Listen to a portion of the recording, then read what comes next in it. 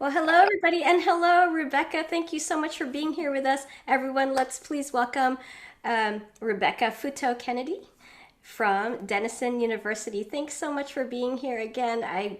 It's so, I can't believe that it's been so long, like since I've actually seen you in real life. Yeah, it was like been 4 years now, maybe. Like 4 years. I mean, there was 3 years, 4 years, but it was COVID intervention, COVID in between. So who knows Yes. how many years? So those years are always like it feels like They that don't count. happened, right? Somehow, like They didn't really happen. it didn't happen. And what's funny is I realized we had only met in person that one time, but we've been in communication like all these years, and Yep, Zoom makes it feel like we've seen each other a few times too, you know. yep. So, but anyway, and yeah, actually, I still haven't seen you.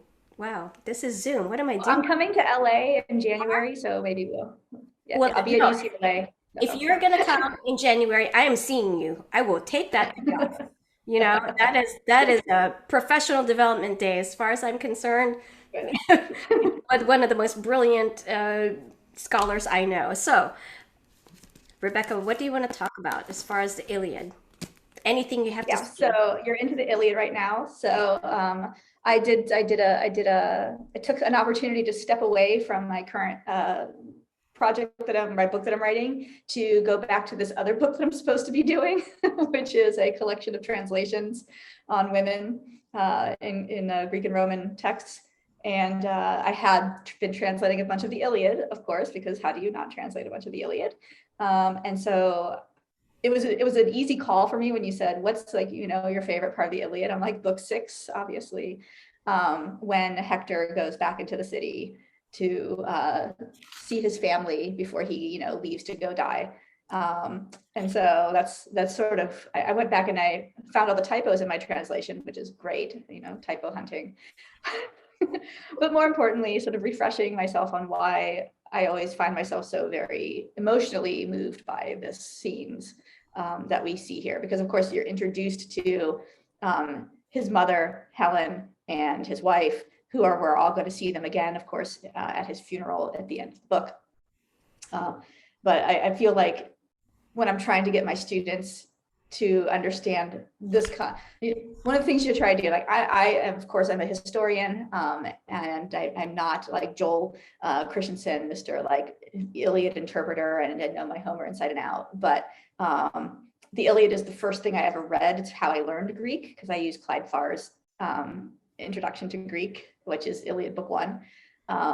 But whenever I teach literature courses or surveys or a civ course, and I try to get the students to wrap their heads around the difference between a hero in the ancient and the modern world, Hector is my sort of go-to guy and this particular scene is sort of my go-to for trying to get the students to think about how we get from hero as killing machine who is dangerous to society and you have to appease after they're dead to our idea of a hero, someone who like would sacrifice for their families, and Hector is like on that cusp of that movement between those two types of sort of the different sort of cult as conceptualization of a hero in the ancient world, and what we would think of today as a sort of hero in society.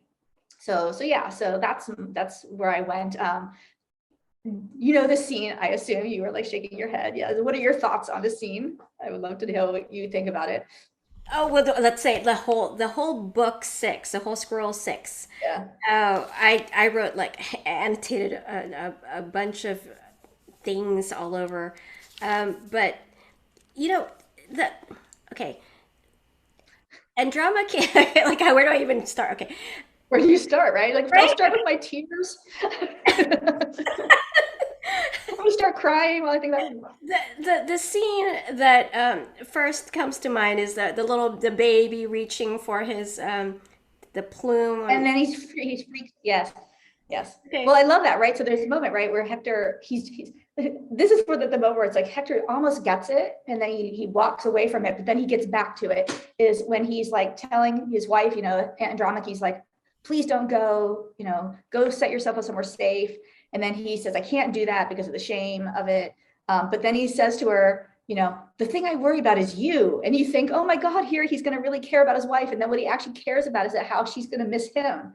And and how when she's like enslaved and suffering, and someone might go, oh, look, that was Hector's wife, and she will be sad again. And it's like, you're so close, my dude, you're so close to getting it. But then, right, when he like reaches for his son and his son like freaks out, right? And I think that's actually the pivotal moment, because then he takes his helmet off and you see the man behind it, and the baby smiles and he smiles and Andromache smiles and everyone smiles and they're happy. But it's only when that helmet is taken off that he can recognize his father. And so you have the sort of two sides of the man of Hector, right? The guy whose job it is to go out and kill people, and the guy who's actually like super loving and super cares about his family, and is the sort of the human. And this sort of connects it up. I think I usually connect this up with my classes with the shield, description of the shield in book 18, where you have the city at war and the city at peace. In the city at peace, it's weddings and justice is happening, and in the city at war, it's not those things. And this scene is sort of playing out that moment right when he reaches for his son, right, and the son's sort of rejection of the helmet of his warrior father. I never actually, I know that sounds funny, but I never thought of it that way, that it's like a rejection of the warrior hero or the warrior father.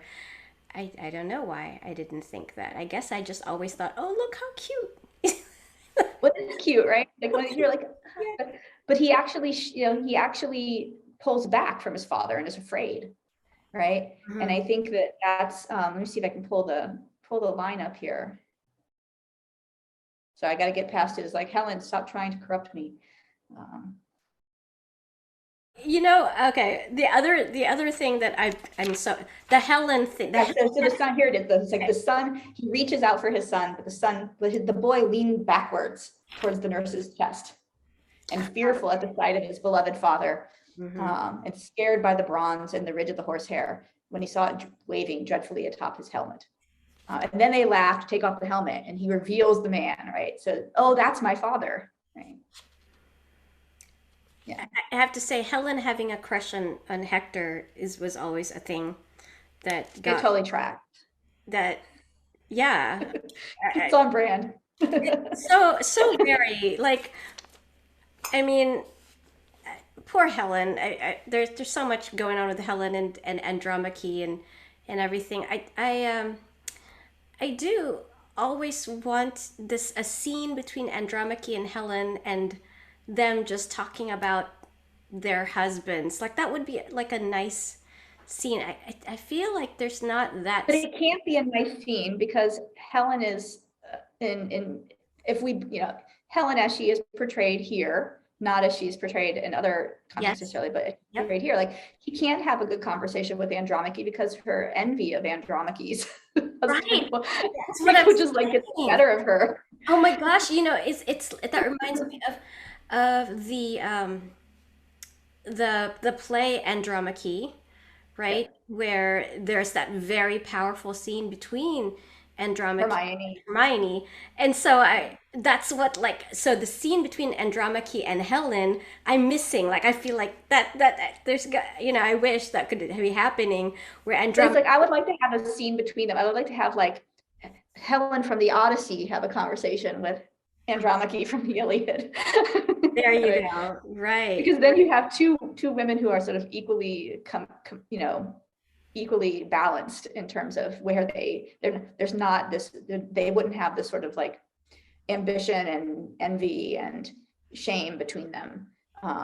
So you can't have Andromache enslaved and Helen with Paris. Like that would be your other equal pairing, I guess. Gotcha. But otherwise you put them into, you put one of them in a bad light if you put, because Helen doesn't, she intentionally, I think, doesn't come off as good as she could in the Iliad, right? Because she's supposed to be a horror show. Oh yeah, she's not in a good situation, right? Take me back to my husband, and also your older brother's way better than you. I mean, there's just Paris at Which this. you have to seriously wonder what she was thinking when she went with him. Yeah, How bad things had to have either been at her former home, but that now she's now yearning for somehow. I think Or they made it deliberately vague what's up with her and Aphrodite, right? The Aphrodite scene, like, well, you love him so much, go marry him, makes you wonder, like, so does that imply she never loved Paris and it was all Aphrodite, like, forced? yeah, and I wonder if that's it, right? Because that's, but I always wonder these things are going to get shot down by people who are more knowledgeable than me, i.e., my spouse. Um, his love, his love of shooting down my random theories about the mythical texts. We have a long-standing fight over the interpretation of the letter in Hippolytus by Euripides, and whether that letter was actually written by Aphrodite or Phaedra's hand Oh, or whatever. nice. But it brings me to mind because yeah, that scene where Helen is rejecting Paris and she just wants to get the hell out of there. Right? He's like, however high I've lifted you up, I can strip you back down to nothing just as fast. And I think of that when I think of Phaedra, where we know directly in that myth that Aphrodite has driven Phaedra to this unnatural love that Phaedra had no control over. She's just collateral damage. And so if you think of Helen trying to navigate a world in which she is in fact just collateral damage to the games of the gods. And so it helps to put maybe into better context Homer's continual need to make her call herself names and denigrate herself. And Priam sort of having to step in to be like, no, it's okay. You're actually wonderful, Helen. That in this scene where it's like is one of these moments too where I almost feel like this is Hector's Odyssey, sort of. He's like wandering through the city, coming into dangers, like his mother wanting to save him and Helen wanting him to relax and sit down for a bit, and Paris fiddling with his weapons as if he knows how to use them, and then Andromache saying put yourself in a safe space, and him having to sort of resist all of these temptations, right, as he's sort of going through on his way back to the battlefield where he belongs. But Helen is in many ways, you can see her angst and her pain. And it's like, as petty as it seems to have her sort of like, almost quasi seducing Hector in front of Paris, while he's like, I need to go talk to my wife and see my son, right? Right. And but it gives her an opportunity to, one, point out again yet how unworthy she is, but also to point out again that in some ways that this is not what she wants. Like she wishes that she could have something more, that if she had the choice, she could choose differently. And so it is one of these moments, because I think we often forget too that Helen's situation is probably more realistic to the situations of many women in ancient Greek context anyway, in terms of who they get to marry and what kind of life they end up having to lead. It's not their choice oftentimes. We do have evidence, of course, of relationships that are based in desire. And of course, we have a whole repertoire of vases and wedding songs and things that are hoping to engender desire. Like they want Eros to be a part of your marriage, but the sort of, it's not always their choice, and so you get what you get, right? And so Helen in some ways represents that, where Andromache got super lucky, and Helen got the real short end of the stick in the lottery of marriage. Except in the Odyssey, like where somehow they rewrote it, where she was always happy with Menelaus, and there was in the Odyssey, it's pretty clear, I think, that she was swept away by her desire or whatever to go with Paris, right? She said, what madness or whatever, like it was. But that plays into this idea that she never chose Paris to begin with, right? It sort of brings us to this thing, like she got lucky with Menelaus. She was content with Menelaus in a way, if because Menelaus can fulfill some of the criteria that she has for what she wants for a husband. But Menelaus is also not the most heroic guy in the Iliad either. But Paris isn't. Like, was Paris ever her choice? Oh yeah, there's right. the Paris and Menelaus battle scene or fight or whatever. It was like, there was no fight. Like you just knew it. You're just like, Yeah. Have you seen the movie what is it, the Everything Everywhere All at Once? I did. Yeah. I've seen So it. do you remember the people with the The floppy hot dog head? face? The floppy ears. Yes. That's the Paris Menelaus fight scene. Oh gosh. Oh gosh. Yes. When I All of the Iliad scholars in the world who now will watch this are like, oh my God, Rebecca, that's just wrong. But oh my gosh, I will never be able to unsee it. That's what it is. Um, when I finally get around to singing it, like halfway through the year, I'm only on line 246 right now. The Iliad a day became the Iliad every few days because it's life life happens. life happens, and it's slowing down and actually singing something convincingly is harder than I thought. Like, I guess I never thought about the fact that our modern songs are 20 or shorter lines for a reason. 25, 10, 5 lines, repeated for a With reason. repeated chords. Yeah. And I mean, when I sing this, it's like I'm just singing it straight, and I have to change the mood music. And I'm thinking for book 6, I have to change it a few times. There's Helen's theme, Andromache's theme, Hector's theme. Now, I don't necessarily change themes for per character, but I really feel like for them, each one I do because it's a different mood every time. Yeah, and they also, because these are reoccurring patterns with these individuals, they all represent different patterns. But I do like this. I was thinking about, I was like, this would actually be, this is almost a video game scene um, where Hector sort of like goes through Troy and like stops and talks to each individual. And, and then he prays, and then the gods say, we're not going to hear those prayers. And then he moves on. Oh my gosh, I love that. When you said that, it's like Hector's Odyssey, And I'm like, oh my gosh, I hadn't thought about that either. It's fantastic. I hope that somebody listens to this and does something with it, Rebecca. I mean, it's gonna be fantastic. Like, I can script things really well. Like I come up with great ideas. It's because of all the Korean drama I watch. Um, like I know patterning, and I know how to. I also watch a lot of anime, so I can do, especially sports animes. Right, you know the arc, where you got to go to break through. I never worry about my heroes. I do get a little anxiety when I'm watching Haikyuu, and I think they might lose a point. But since the point lasts for 3 episodes, it'll be okay. But I always have to skip, like episodes 12, 11, 12, 13 of my favorite K dramas because I can't cry that much. Well, everything breaks apart and then they build back together. But this is sort of where, all of this sort of builds off of, it's a well-crafted story, our book 6, I think. So. yes, I hadn't. Somebody was asking. I think Laura Slatkin was asking me like, "What's my favorite book?" And I said, "Well, I had just freshly scanned 18, so I'm thinking 18. 18 is really good. 18 is like my favorite so far, besides book 1 where everything was introduced and it was just all. Book 1 is whack in so many different ways. Like it's just It's so different. like But I also, is it 14 where Hera seduces Zeus to get him out of the way, so that they can turn the tide of the battle? And I always love that episode because she has to go to Aphrodite to borrow Aphrodite's girdle in order to seduce her own husband, and Zeus is like, well, Hera, I haven't seen you like this in a while. And it's it's just just a lie. She like tells this lie, oh, this belt is for who was it? Two other gods, two titans that were having a fight, and it's for them or whatever. Yeah, the fact that she's gonna have to seduce her husband is.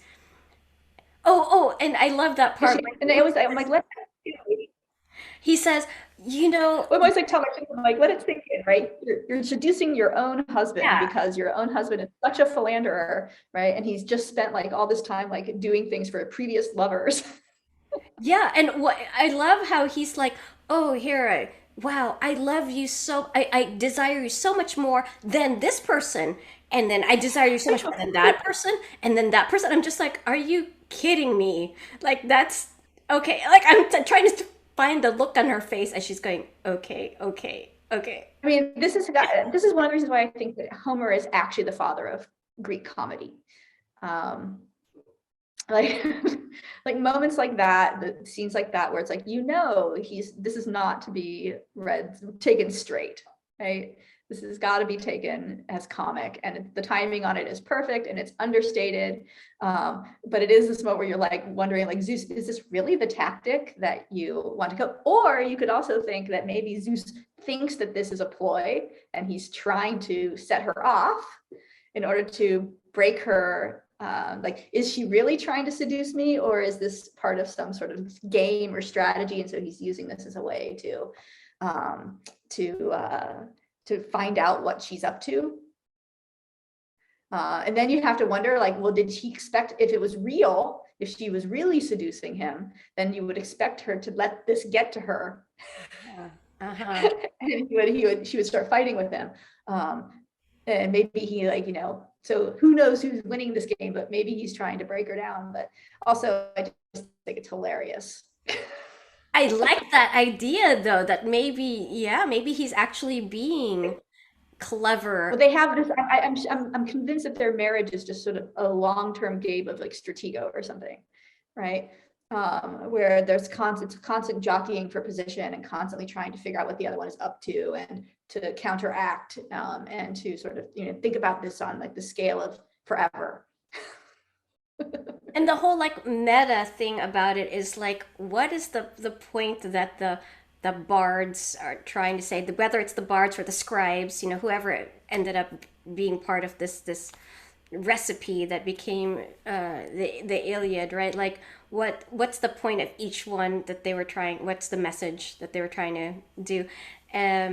Yeah, there's that too. Like, I like to always, at the end of the day, obviously, maybe because I work on tragedy, and tragedy is for audiences that are polyvalent, that this idea that we're going to find a message, a singular message, or some sort of truth in a text, is to me a fool's game in some way, where they know that their audiences will take it different ways. And that's the power of what they're doing, is there's built-in ambiguity in order to allow for audiences from different perspectives. We always talk about the elite audience of the bards, but these poems are being recited, at 15,000 person festivals as well, right? So they know that this stuff is going to be taken lots of different ways. And so the goal ultimately is to entertain,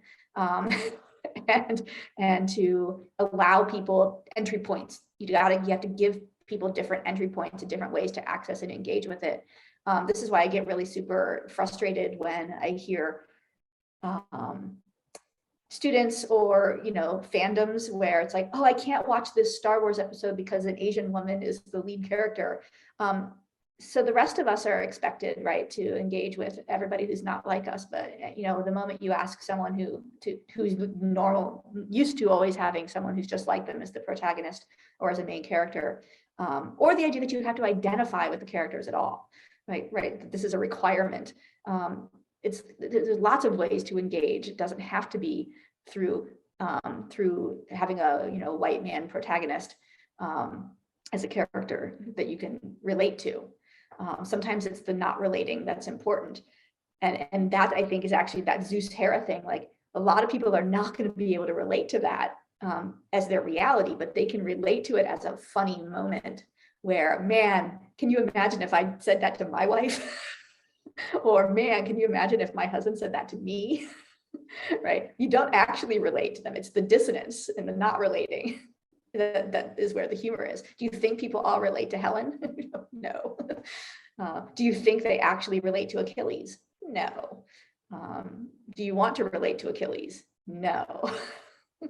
Hector may be that one place where people sort of see an appeal, where both parties, both the husband and the wife, can see the appeal of a Hector. But how many of them are actually really going to make that sacrifice play for the sake of their doomed city, though they're encouraged to do so? I don't know. So I don't worry so much about the message that whoever, and that's what I like about the Iliad and the Odyssey in some ways, is because there is no way to find a singular voice that is like telling us what we should know. And so it almost invites you and wants you to not care about a sort of single truth that this text is trying to tell you, but instead find in it what you need and want, and make it your own in that way. What I always like to point out is how very absent the description of Helen is. So, who's the most beautiful woman Why in the your world? fantasy? Yeah, it's your fantasy, whatever it is. It's the bard is singing to the queen. It looks like you, queen. Exactly. You could look like anybody. It's your wife. Yeah. It's your sister. Okay. Yes. Right. Well, no, like, you can imagine a scenario where it's like like the scene from Herodotus where the Cleisthenes of Sicyon is like invited 50 suitors from Athens and other places to come and woo his daughter. The most famous scene from that episode, of course, is that Hippocleides dances away his future by doing an obscene dance. And when said that he's danced away his marriage, he says Hippocleides doesn't care, right? And so Megacles gets the girl. But this idea of like, you might tell these stories. It's like, look, my daughter is the most beautiful woman in the world. She could be your wife, right? Because why would you stage a suitor festival and games unless you're trying to pull a Helen, right? That's how Helen was married. So. I don't remember how the heck it feels like it was stated someplace how Andromache and Hector first met, but I don't. So she's the daughter. I think it's an arranged marriage. She's the daughter of a king from God, where is he at? Yeah, Somewhere over from Thebe. Yeah, from Thebes. Yeah. I which actually surprised me. These little details, you catch some, you lose others. The Lyre of Aetion, for the longest time I thought Aetion was a place, and then I like read it and I'm like, Aetion of Thebes. I'm all, Thebes? She's from Thebes? Like she was the princess of Thebes? Her father was king of Thebes? What the heck? That I'm like, how did that not grab me? Like that was a pretty important city. Well, it's one of these ways when because in later contexts, the Iliad, the Greeks and the Trojans become disparate representations for quote unquote East and West in the modern world. And we don't see that happening in antiquity until, well into the 5th century, when the Trojans are starting to get represented in Persian clothing. But it's an entirely interconnected world at this point. The Trojans and the Greeks, there are no Greeks. There are Trojans, and then there are, all these various peoples that come together as Greeks. The Trojans are a multilingual group, but so are the Achaeans. They have Carians in the group. They have others. And there are people who speak Greek on the side of the Trojans. It is a sort of more integrated Mediterranean. Dimitri Nakasis used a phrase one time when we were talking, or he refers to it as the Mediterranean, the churn of the Mediterranean in prehistory. And I think that image has sort of stuck with me. Like we have to think of this place as, these are not distinctive, like the fact that Andromache is actually, think about it, she's quote unquote Greek, right? She's an Achaean, but she's enslaved to another Greek, but we're not supposed to do that in theory. But because she was married to Hector, and because when you sack a city, you take the women, her actual Thebanness disappears and doesn't matter. So, but yeah, that's the stuff I'm dealing with in this book that I'm trying to finish right now. So that is not Iliad related. Can you talk about parts of the book that you're working on? Because it's on the issue of how ancient Greeks and Romans crafted their own identities. So it begins by recognizing that there are no Greeks and Romans. People we call Greeks are Greeks. People we call Romans are Romans. They didn't necessarily run around using the same form of identification that we use for them in terms of their ethnicity and their sort of group identities. So I sort of moved through language, mapping, and understanding how they understood the world. What does it mean to be a Greek or a Roman in the ancient world? theories for constructing and understanding human physical and cultural difference, and then modern uses of these ideas for the purpose of constructing modern identities. So that's the book. I'm almost done. I'm on the 4th of 5 chapters. So Another short but wonderful, concise Rebecca Futo Kennedy book coming up, right? I love it your. will be short, actually. It'd be about 50 to 60,000 words. So it will probably run pretty short. That's the goal, though. The goal is to make it as clear and efficient and as accessible as possible. So I don't write long books. No, thank you for that. Like your books are like so packed with information, but they're short and they're small and they can fit in my purses. So I love your books. I was just showing your books to an archaeologist friend of mine.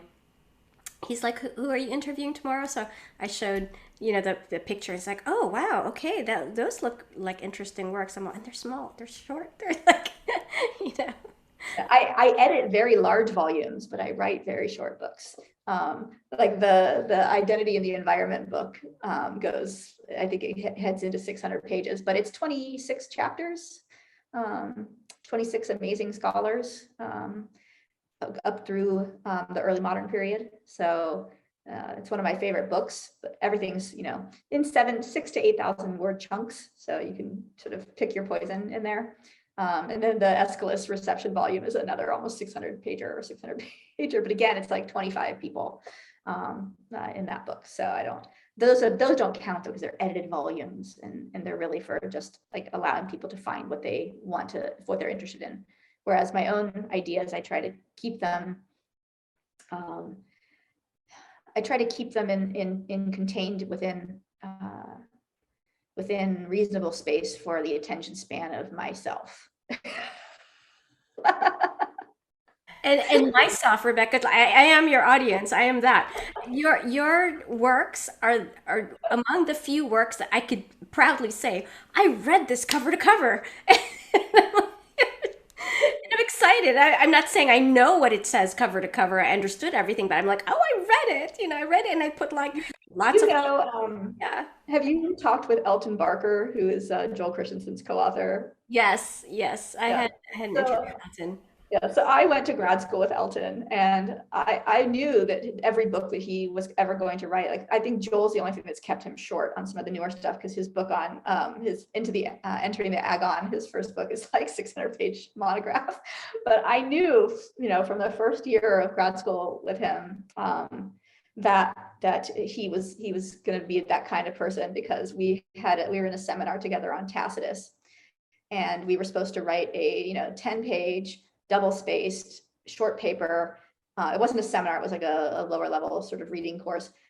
We only had 10-week terms, so it was just like read all the Tacitus and then pump something out, and he turned in like 10 pages single-spaced or something ridiculous like that. And everyone was like, really, Elton, really? He's like, I needed every word.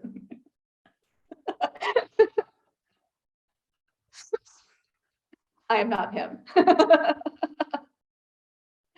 I think we definitely need a balance of like the Eltons and the Rebeccas of the world. And my first article was 15,000 word article.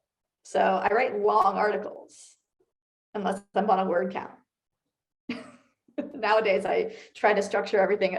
Every article should be about 8,000 words or less. But I actually did, speaking of Iliad, I just, there's a new book that just came out on the BBC Troy Fall of the City. And I have a chapter in that, but, done Monica Serino and Anthony,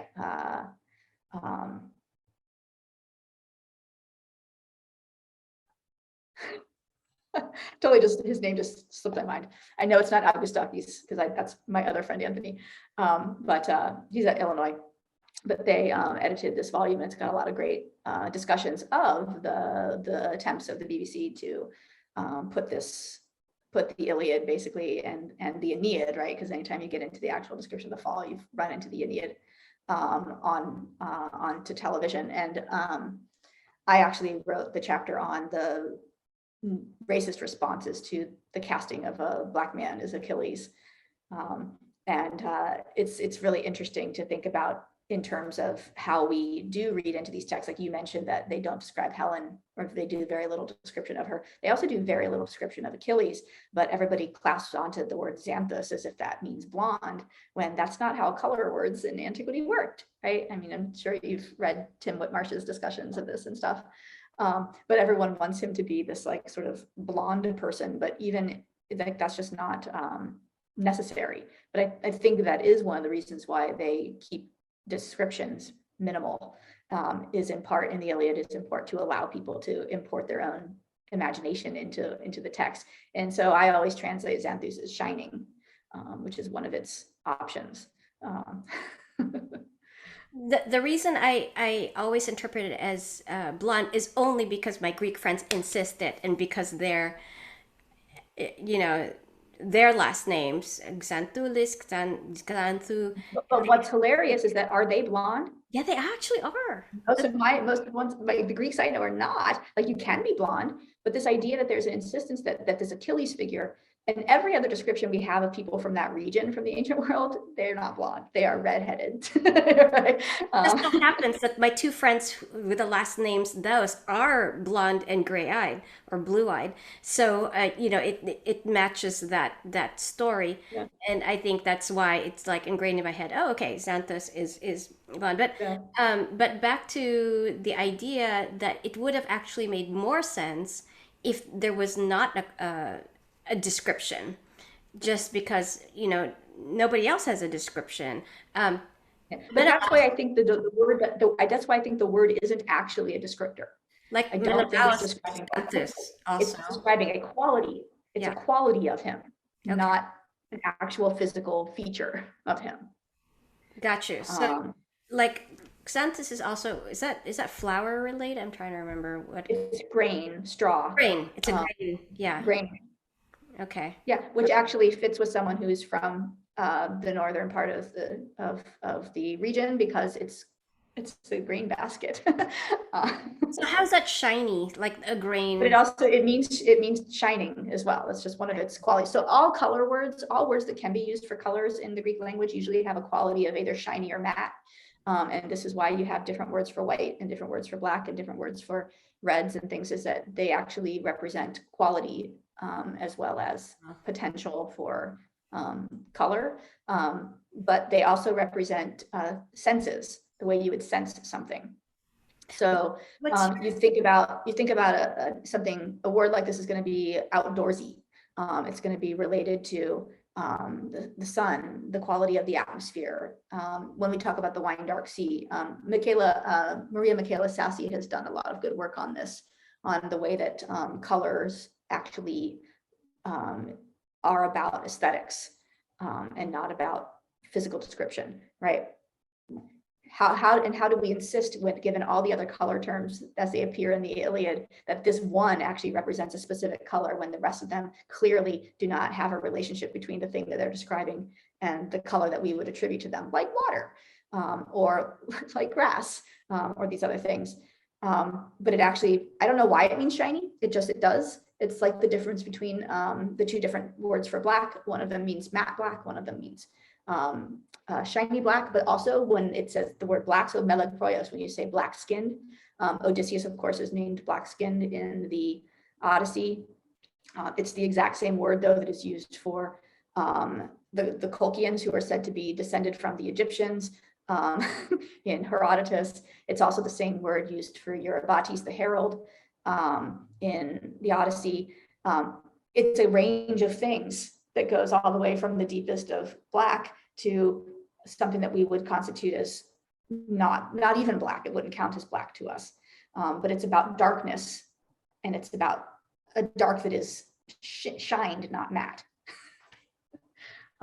So that's the thing we have to sort of think about, is why do we fixate? For me, it's why do we fixate on this one person's descriptor? It's because we have an investment in who he is, because we built our modern identities. Your friends have built their own identities off of this concept, right? Right. And that's where the Greek nationalists, and because Achilles is a nightmare.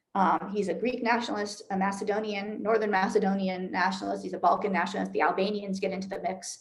And it just becomes this political and racist football of them all sort of jockeying with each other, all rooted in their desire for him to look a very different way. So if Helen is undescribed because we're supposed to supply our fantasy, then what we are supposed to do that too with Achilles and with Hector and with all of these people. But that one word is a word that we cling to a very narrow interpretation of, because we want Achilles to be a very specific, a certain group of people want Achilles to be a very certain thing.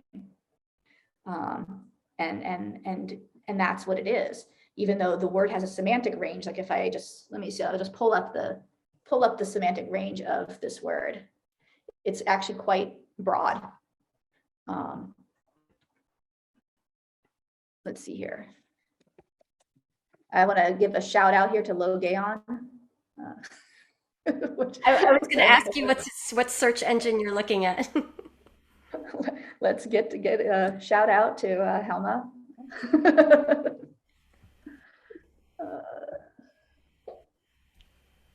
Oh, but I got to get the right keyboard. All right. I've typed it in wrong. What's your feeling on Glaucus? I was texting with Simon Pullian about the whole, like, is it gray-eyed Athena or is it owl-eyed Athena, Glaucus? Oh, Glaucopides? Yeah. I often, it also means flashing eyed. Right. That was option. Like flashing because the water god, not water god, but the old man of the sea, somebody is Glaucus, something. So it's like having to do with the water. So is it gray? Is it but yeah, of course it could also just be flashy, shiny. And then there's silver-footed Thetis. Is it silver? Is it shiny? Is it fleet? Right? We think about something like Quicksilver, right? Is it that it moves and is fluid, which is another thing that can be an association with her job as movement, right? Yeah. This is what I'm no Emily Wilson. Like, my translations are not literary translations. Like, when I do translations for textbooks and things and for source books, these translations are utilitarian. It's meant to try to be as clear and accessible to the students as possible. And so there we go. Let's see if I can get this. I'm having trouble with my Greek keyboard this morning, so. Mine, on my MacBook, when I tap caps lock by accident, it goes into the Greek keyboard automatically. So as I'm typing and I happen to, I think if it's like I do it twice, it goes to Greek keyboard, and I'm like, oh. Well, I'm also, because I'm in Greece, sometimes my thing just like the language that my search engine comes in as Greek. And so like, whatever. So yeah, so some of the things, it's about fragrance. Like, so you can use this word xanthus to refer to the fragrance of fried fish or of roasted pigeon. And where is that? Who writes that? Who wrote that? This is in medical texts. Wow. It can refer to this. It can also appears in Aratus, like in later epic tragic fragments. It's used of wine in the Persians of Aeschylus. So lots of different things. It's actually used of gold. It's used of bile in the medical texts. Okay. It can refer to the sound of horses baying. So yeah, it can be of your complexion. And now you had mentioned a name. You said someone had done work on this, and Maria Michela Sassi. She's an Italian scholar. She does philosophy, but my favorite book by her is The Science of Man in ancient Greece. And so she has a whole chapter on the colors of humanity, and sort of how different color terms are actually, the problem is color terms just don't track to the modern world. But she has a new project that I think she finished a couple of years ago that's on on the aesthetics of color terms in antiquity. And she published an essay in Aeon magazine on it. But then also Melissa Funke, who's a Canadian scholar, has worked a lot on color. But Sassy's work is really about understanding the sort of quality of these terms and the sort of range of senses that they are meant to evoke, as opposed to simply being a term that is describing a physical thing that we see in the world. It's actually describing the qualities of the sort of way that we interact with it and sense it. And I was sort of thinking about this in terms of, if you think about Philo, the Alexandrian scholar, philosopher, he wrote in Greek, he was a Roman citizen, lived in Alexandria, he's Jewish, and he has a discussion of how the senses work together and that how we interact with the world, and that these color terms actually sort of function to help us interact with the world, not to basically give us a physical description of the color of the thing. Sure, like when you say, you know, the golden tone of her voice or whatever, you don't. It's a quality. It's not a. It's It not has nothing to do with color. It has to do with the value that the gold value has placed on placed on gold. it. Right, right. Or it's silver. You know, the same depending why somebody's silver throated or golden voiced or whatever. But yes, we get it. Those are valuable things. So someone with But you also think about, well, what do they mean by the quality? What qualities does silver tend right, to get? And silver yeah. tends to get a quality of smoothness, Hmm. right? These Where are also golden things is that are both, bright. You know, golden they're is bright. They're, yeah, yeah, yeah, yeah. yeah. So there's a different quality. Like if you say that someone is golden voiced versus silver voiced, one of them might be about the brightness of it or crispness of it in some ways. When we talk about bright voices, we often are thinking about something that evokes sunshine, right? Whereas when we talk about silver, we think of moonlight and subtlety and not as sort of brash. Whereas gold is a bit more brash and a bit more aggressive of a quality. So those are the things I sort of think about with translating text. I want to be very careful with descriptors because there are so few physical descriptors of people in these texts. And not only that, but the baggage that we bring to them. We want them to look and be a certain way. And so we enforce that. And this was actually Jackie Murray, my colleague, who I'm writing a textbook with on race and ethnicity in the ancient world. She got sort of exercised by part of Emily Wilson's translation of the Odyssey, particularly around the word melokroios, the idea of black-skinned, because Odysseus is not called black-skinned, he's called tanned. By Wilson and by most translators, but then Eurybates is called with the exact same word, black-skinned. But Wilson also turns Eurybates from a herald, he's called a herald, and she translates it as valet, which is denigrating his heroic status. Eurybates is a hero and heralds are heroic status. They're not servants. And she turns it into a valet. And for Jackie, this basically codes this text with modern black-white sensibilities of master and servant, with the tanned, hardworking hero who is returned to health when his skin is dark, with his black valet who goes and does his bidding. And so she was like, this is really bad. This is how we bring our code in, but why would you choose valet for the word herald? It doesn't track with our ancient evidence. But there must be something about the biases that we bring to the table that we're not thinking about when we translate. And so if we're translating Achilles as always blonde-headed, why are we doing that when not only does that word have a range of meaning, particularly, yes, it relates to straw, but it also can be as dark as auburn, right? In color. I've heard lion hair, like that seems to be a bigger range, because lion haired, like that's anywhere from yellow to reddish to brownish red. And this is the thing, is that if you look at later descriptions, when we are actually getting physical descriptions of humans, starting in the 6th century and 5th century, everybody who's coming from the region that Achilles hails from, they do not have blonde hair. And the xanthus is not used. They are redheads. Fiery, right? Fiery. And it may in fact be that some of them had strawberry blonde hair, or they had, but it's about the quality that they're going for that is different. So I don't know. There are a lot of choices that we make. He could look like anything. The point is that he could in fact look like anything. Yeah, so I'm here. The thing is, his son being Paris, right?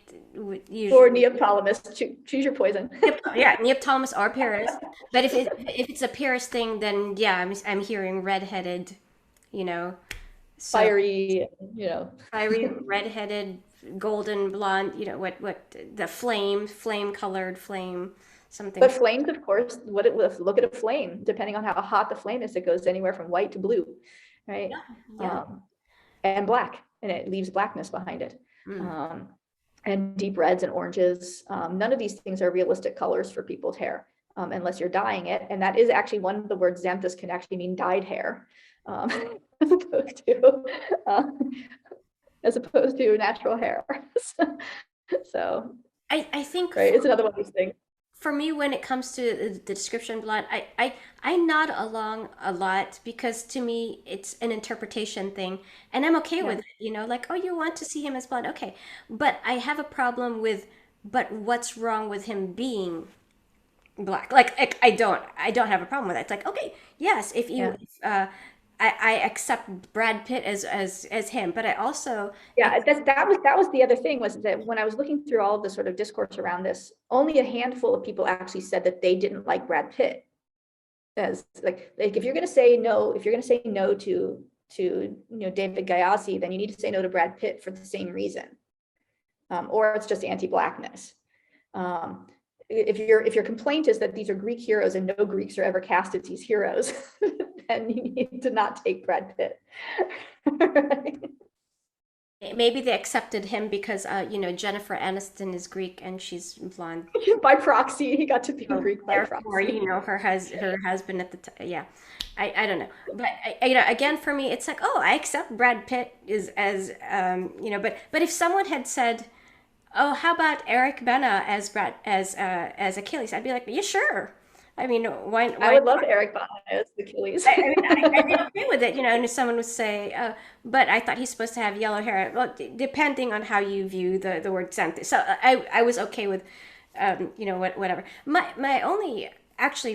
main beef with the black actor is that I wish that he were uh, Memnon instead. Like, I just kind of. But here you've gone typecasting But I thought, but by Memnon is supposed to be, but is he not? I mean, he's African. Like, he is. now this is so the descriptor black for skin color in antiquity covers Egyptians, Colchians, Syrians, Nubians, Ethiopians, sometimes Greek men.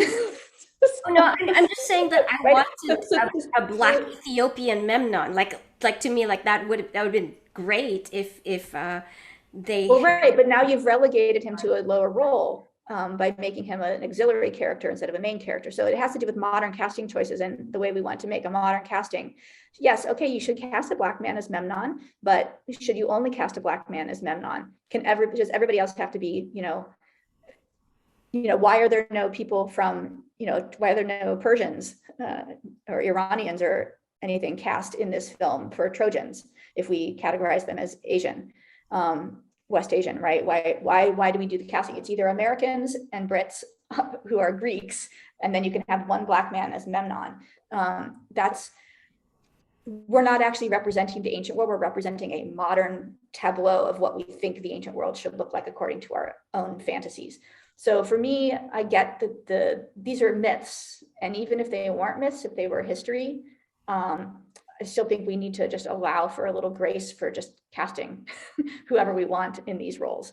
Right. Because no film that we ever put up with this stuff is actually an accurate representation to the ancient world. And very few people even try, but it's interesting to me to see the way that what we reject and what we accept. Why can't David Gayassi who's a lead actor, be Achilles? What I liked about him being Achilles is that now I hadn't watched a whole episode of any of that. By the way, I just didn't have time. But when I first saw him cast, I didn't blink. I'm just like, oh, I mean, I don't know him as an actor, but if he can pull it off, why the heck not? Like, I mean, I didn't. Yeah. Well, for me, I actually didn't watch too much of the series because I got bored because I just didn't think it was well scripted. Neither here nor there. For me, the script is what matters. If the script is good, I don't care who the actors are, and if the actors can actually pull off what's in the script, but the script has to be good first. The pacing has to be there, and it isn't the skin color or the visual of the person that pulls me in to whether or not I'm gonna like or watch something. I've watched some pretty poorly financed programming that just have really compelling storylines and scripts. And the problem with the Iliad, and when you and not even the Iliad, but the story of Troy, right? The Iliad is one component of it, is that the Iliad works as a story, but it doesn't give us the story we want. So you always have to supplement it and add more stuff in, because we want it to be about the fall of Troy, and it's not about the fall of Troy. It's about life in a war zone. In a very short, it's a snapshot of life during war, and what's happening on the outside by the besiegers and what's happening with the besieged. And that is a compelling story, and this is why it works as a poem, right? But it doesn't work in the modern cinematic or modern television landscape. People want more, they want something different. So you have to then go like sort of bring in your little Iliads and bring in the Aeneid material, but then you just have to make a bunch of stuff up because we don't have stuff. And it's those places where we take what is actually really good story and we make it a bad story because we don't know how to adapt it into what a modern audience wants in a 6-hour frame, as opposed to, the 24 hours that it would take really to get through this, honestly. And I think it actually is a distrust of modern audiences, suggesting that we can't actually take this as an episodic television show, which I think we could. Well, Rebecca, you must understand that me trying to sing 15,693 or 92 lines, depending on who you talk to, it is a big leap of faith that Yeah. that somebody cares.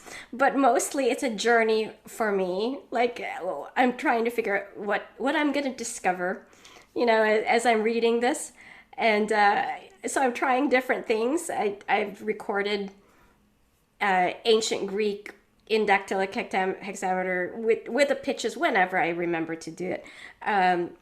Reading it alongside with the English, and I recorded just like in little bits, 5 minutes, 20, 30 lines or whatever, and placing it out there, and then singing these little things, and then I'm gonna go back and actually do little mini commentaries myself and be reading it like, okay, so according to this, all right, this is what happens. So then the dogs and the birds die. Like, why dogs? Why not goats? Like, I just want to talk out loud and be like, but why not goats? Because like goats are so important. Why are goats not mentioned? In the first opening lines. Why?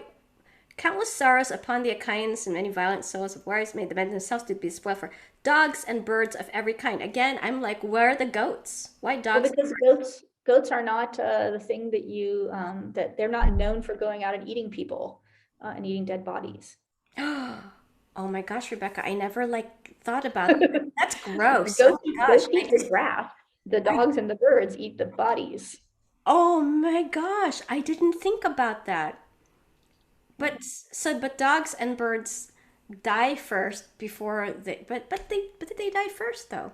So why they did it that way? They have unhealth. They're associating them with death, right? I mean, they're carrion feeders, right? And they're inherently associated with death. Pigs though. Pigs also should. Pigs are for the slaughter. But pigs eat dead bodies. They eat whatever you feed them. Yeah. Well, Goats are picky. oh, If goats don't like what's going on, they get up in a tree. oh yeah, for sure goats are picky. Okay. I never thought of it that way, that the dogs and the birds will, oh my gosh, But okay. also think about which animals they cultivate and which ones they don't. Goats are goats have a great reputation in Greek literature. They are your friends. Goats have personality. Like people do have pet dogs, obviously in antiquity, but obviously there's a famous one in the Odyssey, but not at the same level of people's relationships with their goats. So people didn't want to see goats dead, and so the Well, why would you, if you're going to eat it, sure, but only in proper context.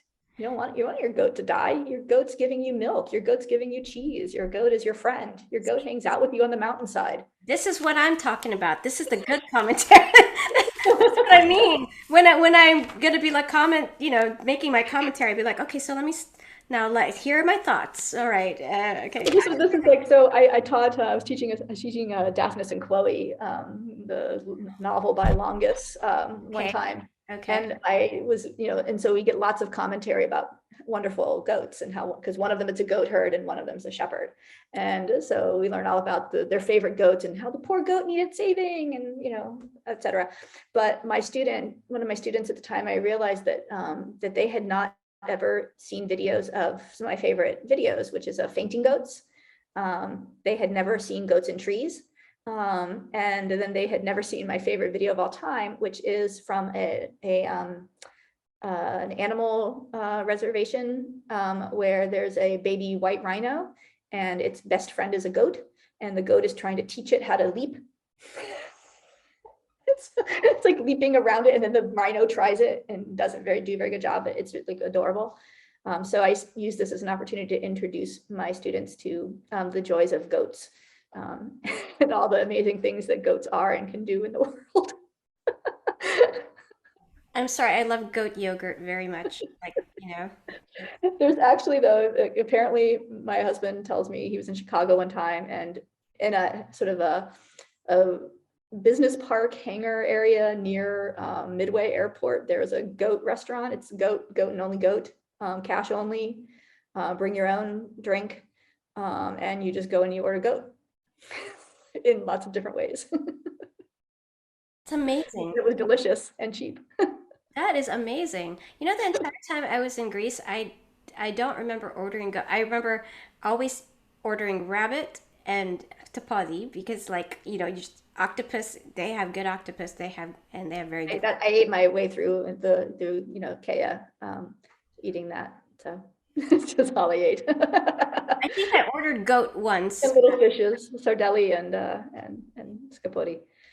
I But think I ordered, this is yeah. the thing though. So last time I had goat in Greece actually was I was in Archaea Corinthos, and I stayed a few extra days after was there with some friends, and it was the festival of Saint Paul, I think, and of course it's like little tiny town, and only thing there is like the archaeological site and like 4 restaurants all owned by the same family, and like all these buses of nuns and little old ladies and priests and stuff just like start descending on the town, and then you go into the platea to eat, and all your options are you can have salad and the meat, and the meat is goat, and they're just like spits set up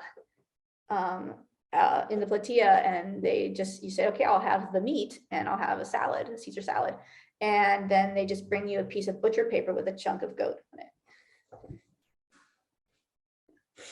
Yeah. How cooked is the goat? Like, It's very nicely cooked. It's been slow roasted all day long, nice. Oh, like crock potted or like broiled or like what's is it tender? So it's like tender. I mean, it's stringy, it's goat, but it's not in a sauce or anything. It's just, Ah, okay. I gotcha. yeah. Yeah. So anyway, Oh, goats. I'm Goats very, are friends. Goats make cheese. Goats make milk. Goats, goats make yogurt. I mean, I'm into yogurt, sheep yogurt, goat yogurt, Um, I paid attention to certain things in the Iliad. I was like, how often, the animals, anytime it's like, just like how the goats do this, or just like how this, and I'm just like, wow.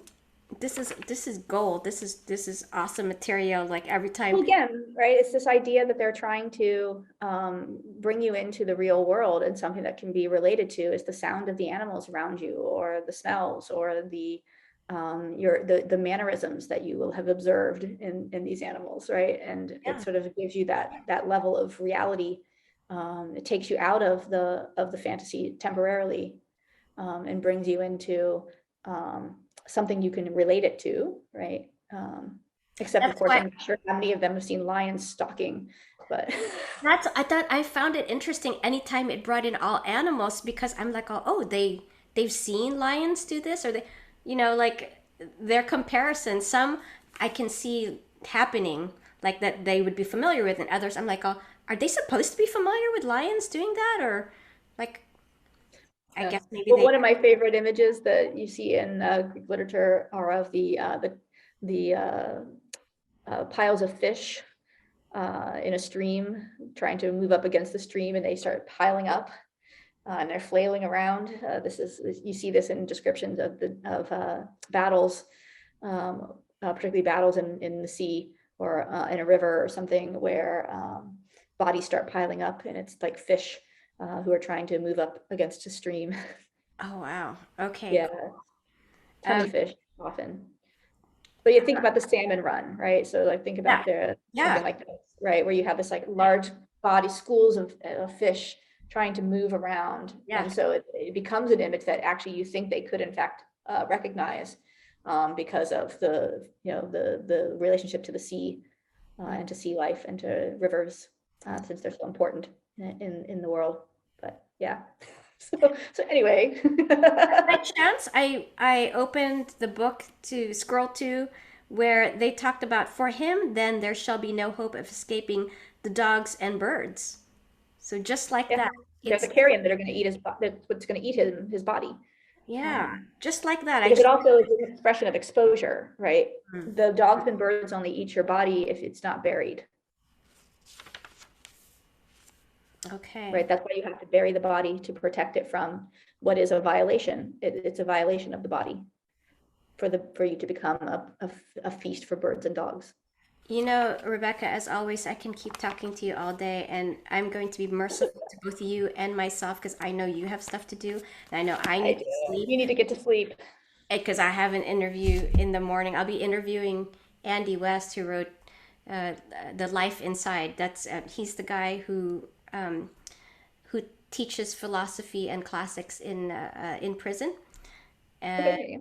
yeah, it's really interesting because his father, his uncle, and his father, uncle, and brother had all been imprisoned, uh, at various points, and so he knew that life of always visiting the prison, and so he wanted to go and teach someday in prison. So when he became a philosopher and stuff, and I had many conversations with him for like 3 years as he was writing help with the book about how people in prison view the classics.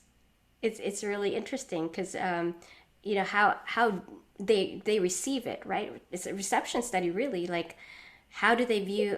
There's actually Nancy Rabinowitz, who does a lot of that teaching in prisons in New York, in upstate New York. They just published a book on essays from people who do this work. Oh, that's And then cool. I know Danielle Padilla Peralta also does this work We with a didn't colleague. realize that. Oh wow. Okay. Yeah. Yeah, Laura had talked about various colleagues of hers, doing that in America, and I'm just like, oh wow, okay, so this is a thing. So But they just put out a book, Nancy, I can't remember who the co-editor was, but it's a collection of essays reflecting on that. So you someday might like it. someday I want to write a book on like high schoolers, like how they receive classics, just like quotes from high schoolers. And so, what did you think? I mean, I have, of course, I have my students, right? A lot of the students I teach, I would say 80% of the students I teach, I may be the only course they take on antiquity, or, it's just something that they take for fun. before they head out into their, job and doing whatever it is they do later in life. And I always have them, I sort of do 3 stages of questioning. So the first stage is, why did you take this course? What do you want to get out of it? And what are you bringing to the table? What's your understanding of what you're going to be studying? Middle of the semester is, so where are we with your expectations at this point? And then the end of the semester is, okay, so like, what did you get out of this class and what are you going to take with you outside into the future? And so I sort of do this as a way to, I do have, if I really wanted to, I would have like a whole book of like students actually saying what they actually think of this stuff. I guess I just never thought of them like writing it down, because then that that makes it not as candid, you know? So Yeah, yeah. Well, that's they what don't get they don't get a grade for it. It's really yeah, just for no. me to know where they are. Same Um, same here. Same here. I think uh I think my classes have been growing when the kids realize that I really do just want effort and thought, not um, I don't grade them by rote, by like that. It's easy to get an A in my class if you do work, and by work I mean you can do creative work, you can do community service work, like if you attend and if there's just many different ways. Uh, or you could just be really good at knowing your translation, your grammar. You're good at history or whatever. But I let the kids earn an A in the way that they to their best effort. Like I can tell when they're trying. Like yeah, I mean you can tell when somebody's trying, and they're very good about admitting if they're trying or not. And if they're not, I don't hate them. I'm like, oh, I mean, it just means that you have other priorities. It's okay that you're into math and not into Latin because your parents made you take Latin. I'm okay with that. Thank you for being here. And I'm tell me what you learn and what's all about. So I really talk to the kids, and it's just always so delightful that every year they always surprise me with the things that they learn, the things they want to learn, the things that they do yeah, bring to the table. I mean, those are basically, I phrase it differently, but those are basically the questions we have conversations about, and what they think about. The biggest fallacy always that I have to correct though is the difference between religious studies, ancient Greek religious studies, and Greek mythology. I'm like those are different, and I study both. mythology is a modern category. It's Yeah. it's us putting things together, right? Well, and also just it's like Homer. I point out like Homer, as far as I can tell, uh, probably hated the Olympians. He seems to be more of the Titan. He seems to like the Titans fine. He seems to like Thetis. He seems to like those Nereids quite a bit. Every time it's the Olympians, they're always screwed up. They're having family problems. He seems to like Apollo's family. He likes Apollo, Artemis, and Leto. They're always like doing nice things for people, and they're on the Trojan side. Like, so you got to understand that this is fanfic. This is Homer with his own agenda, and or the bards or whoever was writing this. It's his own thing. This is not Greek religious study. If you want Greek religious study, you have to look at other things. You start with Walter Burke. We start with, and then you look at other stuff. Um, you can look at the Orphic hymns. That's probably close, but not. You can't take it completely literally, but definitely not Homeric hymns or the Odyssey. Those are fanfic. It's fun stuff. So that's like the biggest one. But then then we have a lot of fun talking about who we like, who we don't like, why we don't like them, who would we worship. It's. But I think I would love it if they wrote it, but at the same time, I would hate it if they wrote down what they thought, because then again, they'd feel like it would be I know that it would look like an essay, and it's like, no, I just want you to just Well, hang. but that's why, so what I do though, so I have them do this at the beginning, middle, and end as a way to substitute in for student evaluations, which the way that the questions are set and a lot of these student evaluations in college courses are actually unhelpful to me.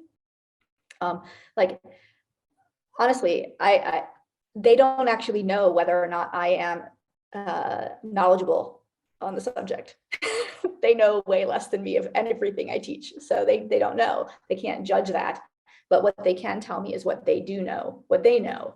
And so that's what I need to know though, because most of these students they're all coming from very, very different backgrounds.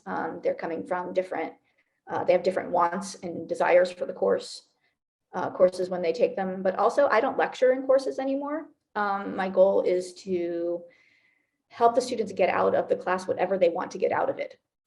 It is not life or death, this class. If I can be adding one less level of anxiety to these students' lives, then I will, that's my goal. And so I go into class every day and I use a random name generator, and they all know it's coming, and whatever the random name generator generates, I just go around to the first like 10 of them and, all right, throw out a section or a passage or a part of the reading or the listening assignment.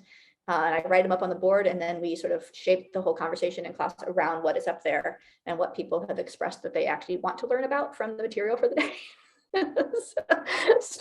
So it is, it's really I mean, I've been teaching these classes for a long time now, so I can do that.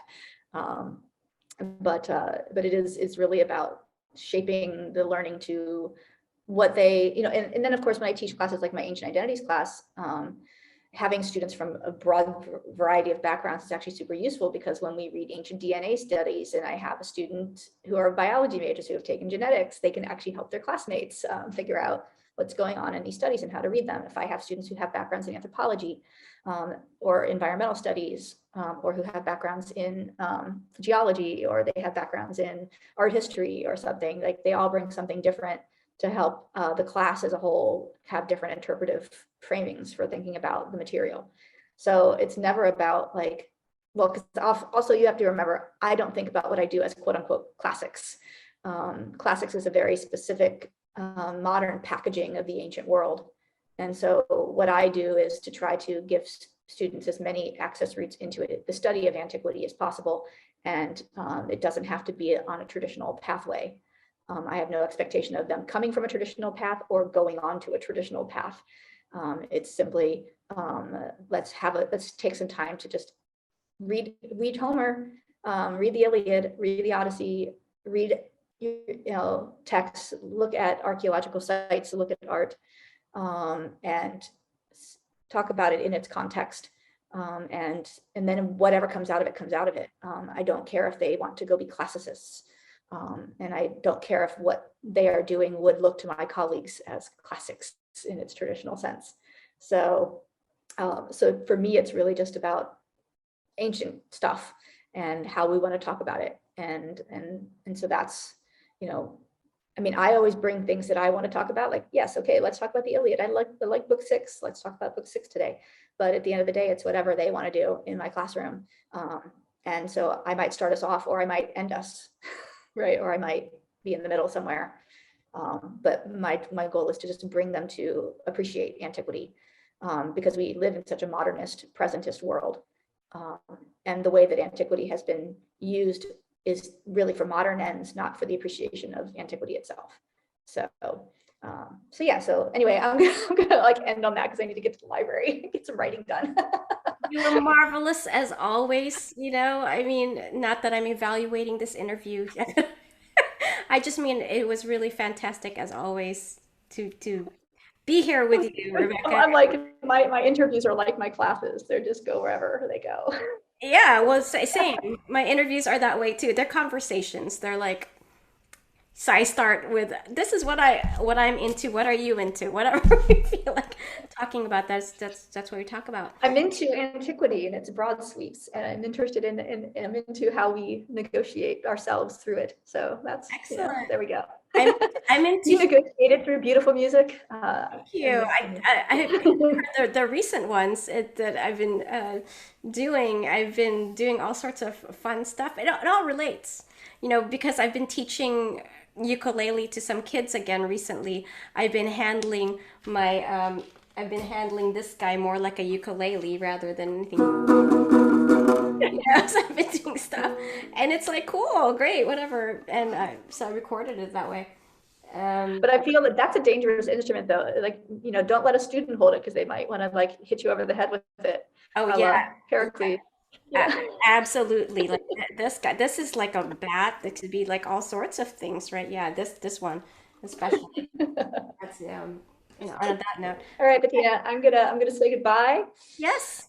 When you're in LA, I'll When you're in I'll let you know. I'll be in there in LA, January. oh yeah, yeah. I need to know when you're going to be, and I'll make sure that Yeah, is I'm the keynote for the UCLA Classic Grad Conference. So okay. I'm there. I'm going to if be you see there. that advertised around, I don't know exactly when, which day. It's a 2-day thing. I don't know which day I'm